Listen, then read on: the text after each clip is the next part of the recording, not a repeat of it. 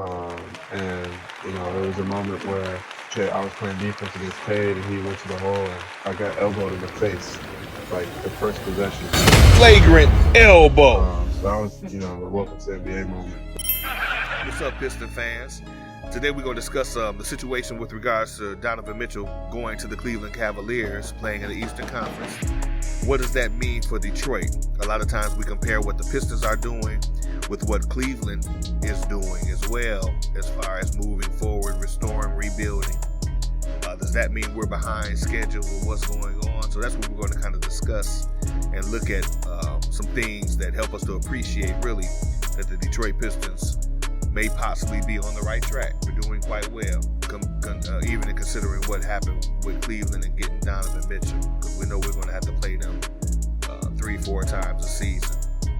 So what does that really mean? So that's what we're going to discuss this on this video, podcast style. Not a lot of video editing, video things going on, just mostly talk. So hope you guys appreciate that and appreciate the talk. So with that being said, we do want to encourage everyone to continue to like, share, and subscribe to the channel. We're at 403 subscribers right now. I really appreciate that. Shows you guys supporting the information, the content, and that helps push me to try to make sure I'm putting out good content that you guys like. So I really appreciate that, man. I appreciate all the well wishes, all the comments, and even the comments that you're giving. Make sure you continue to be respectful to other people and their comments as well, as you guys have been. We got a good, decent audience here, but we know that could change any minute. But we really appreciate all the comments, and I try to reply to all of them, especially if they're good, solid comments. I'm not going to get into arguing with people in the comments. I just like to keep it this way, simple and plain, and respectful. So with that being said, let's get back to the material here.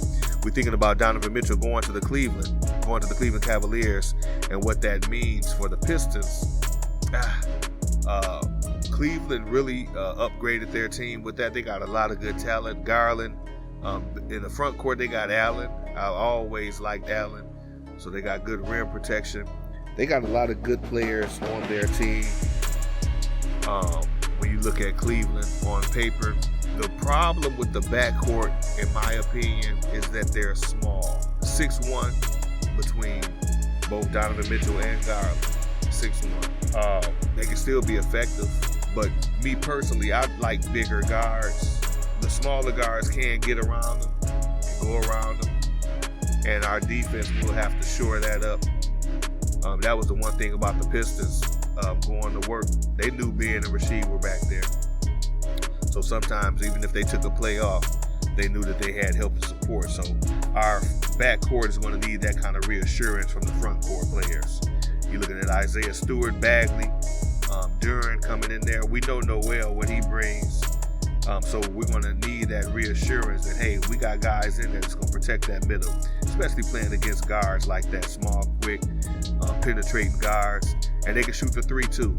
So it's going to be a struggle, in my opinion, to be able to play them and defend them well. But there are some positives that make me lean more toward what the Pistons have going, because even with Donovan Mitchell being over there, it's only one ball. It's only one ball. It's only so many possessions each game. You can load any team you want up with superstars. They can't make 100% of their shots. They need to get into a rhythm a lot of times. So it's only one ball. Who's going to be the role player?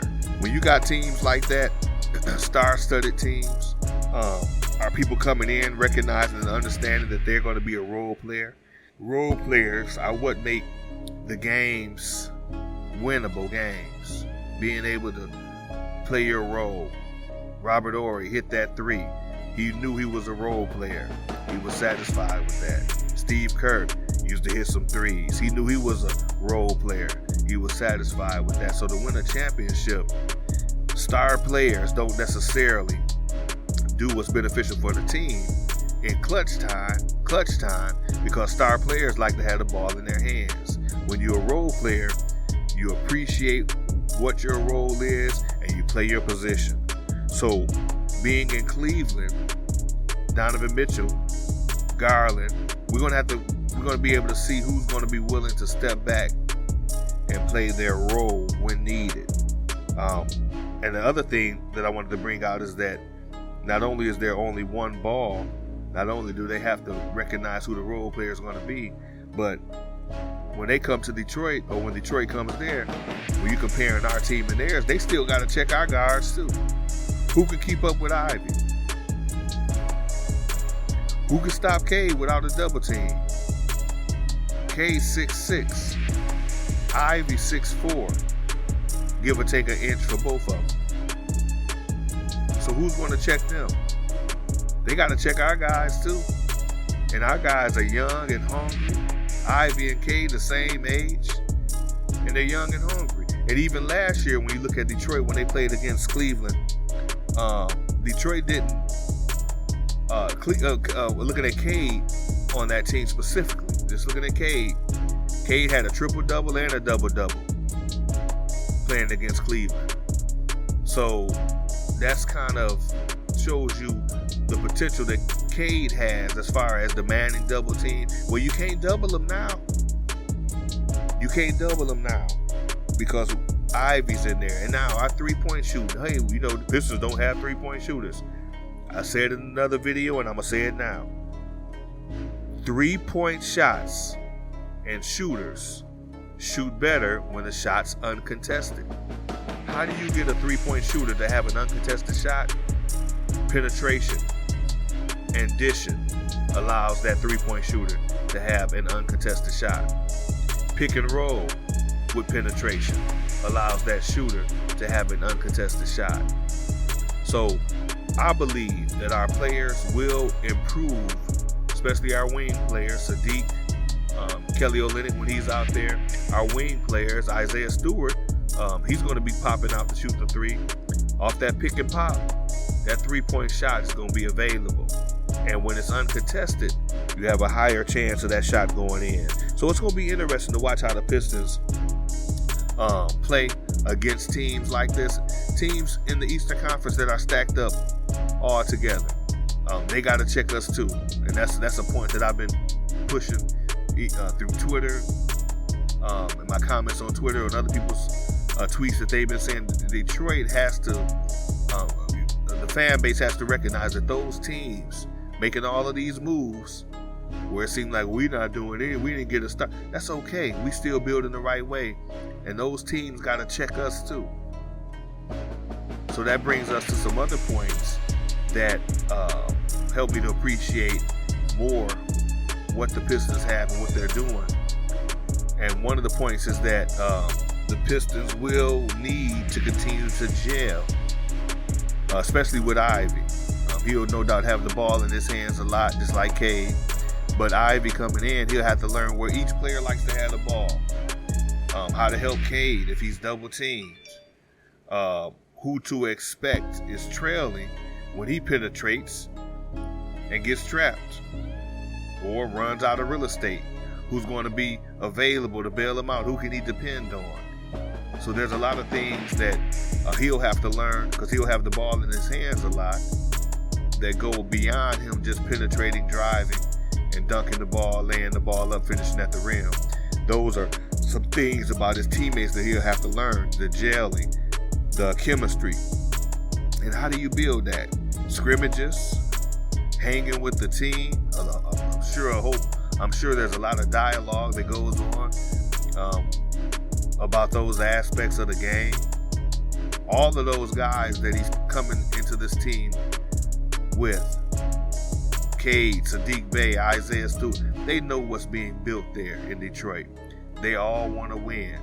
So best believe that they're encouraging and talking to Ivy about winning, about things that they like to do so that they can win. Hey, when you come through, when you do this, be looking for me over here. I seen Jalen Duren doing that during the summer league. He was talking to, I think, Saban Lee, telling him, hey man, do this, do that, and I'm gonna be right there. I got your back. When you got people talking, your teammates talking, and all of them trying to win, and they trying to help each other out, that's building chemistry. And that's one thing that all of the teammates will have to be able to do and build, but they're also going to help Ivy do the same thing, because they all recognize Ivy's going to have that ball in his hands almost every possession at some point in time. Them being veterans to him in his eyes, they're going to all be looking to train and teach him, so that not only can he make the team better, not only can he make himself better, but that can translate into wins, so that these guys can get into this playoffs and start having some deep runs in the Eastern Conference, looking forward to eventually getting the fourth ship that we as Piston fans been waiting for all this time. So building chemistry, that's going to be very important for this young core. Practices, playing in actual games, preseason games, regular season games, all of this is going to build chemistry, and I believe that they're going to be playing together as a core for quite a few years. So them building chemistry is going to help them, going to speed up the process of them being a winning franchise, a winning organization, and it's going to help them with their restore. Troy is building this thing the right way. You look at teams like what he did with Oklahoma, all of those stars that came out of Oklahoma while he was there and had his hand in helping choose who would come there. That's the same thing that's going on with Detroit. Build through the draft, build through the draft, build through the draft. Then grab a veteran star to help us get over the hump. Not just any veteran star. Grab the right veteran star to help us get over the hump. So that's the same thing that's going on with these Detroit Pistons. So even though Cleveland making these moves, other Eastern Conference teams seems to be stacked up against us. Man, is that going to make it difficult? Oh, wow, what are we going to do? We got a young core, a young team that's looking to win, and that's going to be dynamic. That backcourt for Detroit Pistons is going to be dynamic. Cade and Ivy, come on. Rim protection, we lacked rim protection. We got rim protection now. 3-point shooting, well, we got some shooters. Let's let them get some open shots.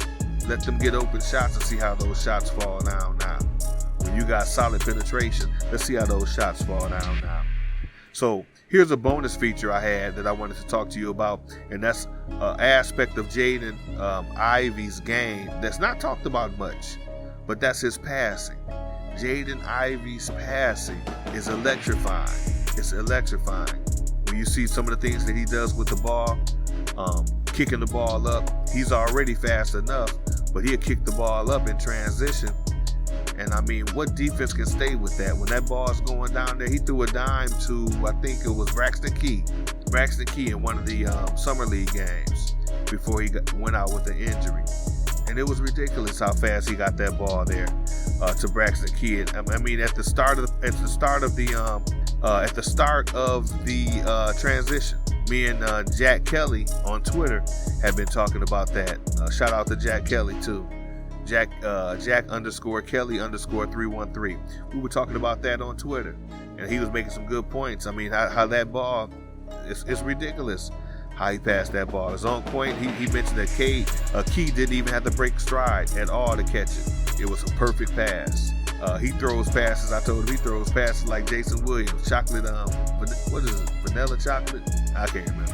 But he throws passes like Jason Williams did. So he's going to be electrifying.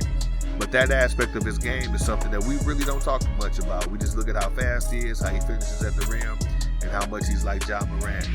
But he's also a good facilitator, and he can throw some dimes. So to have a team that's unselfish in your backcourt like that, Cade likes to throw dimes, Ivy likes to throw dimes. We got some lob threats coming in there for Detroit. We got rim protection. We got 3-point shooters that can shoot when wide open. Cade, Sadiq Bey. The Pistons are going to be okay. They're going to be all right. So big moves like what happened with Donovan Mitchell, I'm happy for him. Happy for Cleveland. All Cleveland fans, you got a nice, solid player. You got a star. And I know you guys are going to fill up your arenas. But those guys are still kind of small. And at the same time, they still got to check Cade and Ivy. As a team, they got to check Cade and Ivy. So that's all I wanted to talk to you guys about. I wasn't expecting this video to be that long, but it ended up being this long. My bad. But that's what happens when you're sitting down in the man cave. Sometimes you'll rumble and ramble. But these are all some good points that I had jotted down for the last couple days from things that have been going on with the trade and everything. I wanted to share with you guys my opinion on it. Once again, don't forget to like, share, and subscribe to the channel. Piston content coming to you consistently, and hopefully it'll be content that you enjoy. And if so, I appreciate you hitting the like button, sharing it, and once again, subscribing to the channel if this is your first time. All of my day ones, I really appreciate you guys hanging in there. We have 403 subscribers right now, and couldn't have done this without you guys. So I appreciate everything that you guys done for me. I told Alan Humphrey today in his comments, he congratulated me on getting 400 subs. But like I told him, you've been here from day one. I appreciate that. Appreciate all you guys hanging around. Shannon K, one of my subscribers from day one too. She always saying something in the comments, and we go back and forth, and good dialogue. Good dialogue. I really appreciate her and her comments. So anyway, you guys continue to support the Pistons. We going forward. We going up from here. Cade out here getting buffed up. So we are going to enjoy seeing this next year. So everybody, once again, like I always like to tell you all, stay safe.